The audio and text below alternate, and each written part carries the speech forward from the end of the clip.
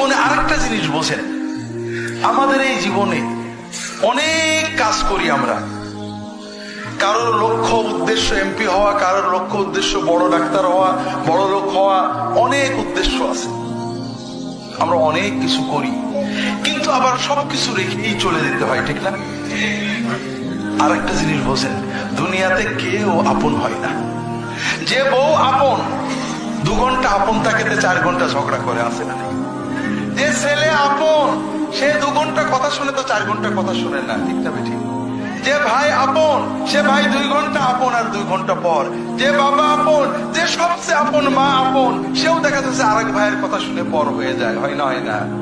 হাজারিন, দুনিয়াতে কেউ 16 আনা আপন হয় না।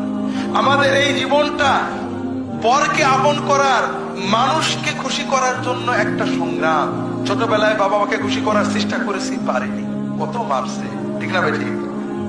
বড় হয়ে বান্ধবীদের বন্ধুদের খুশি করার চেষ্টা করছি, থাকেনি, ঠিক না বেঠি? বিয়ে করে বউকে স্বামীকে খুশি করার চেষ্টা করেছি, 16 আনা কখনোই হয়নি, ঠিক না বেঠি?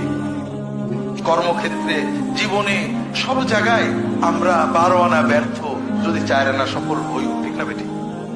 একজনই আছেন যাকে আপন করলে তিনি কখনো পর হন না, কে?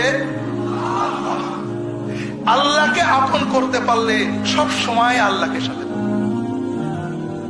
যদি আল্লাহকে আপন করে নিতে পারেন, আপনার বিপদে আপদে কষ্টে দুঃখে সব সময় মনে হবে আল্লাহ আপনার সাথেই আছে।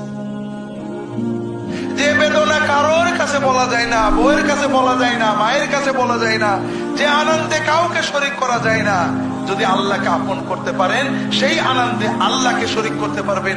সেই বেদনার কথা আল্লাহর কাছে বলে বুকটাকে হালকা করতে। কথাকে বুঝতে পেরেছেন? কাজেই ভাইয়েরা, আসেন না সবাই নিয়ত করি যে এত সহজ কাজ আমরা নিয়ত করলাম, আল্লাহ আমার বাকি জীবন যতটুকু আছে, 1 দিন হোক আর 100 বছর হোক, আমি তোমার ওলি হওয়ার চেষ্টা করব। আল্লাহ তাআলা সকলের নিয়ত কবুল করে নিন, আমিন।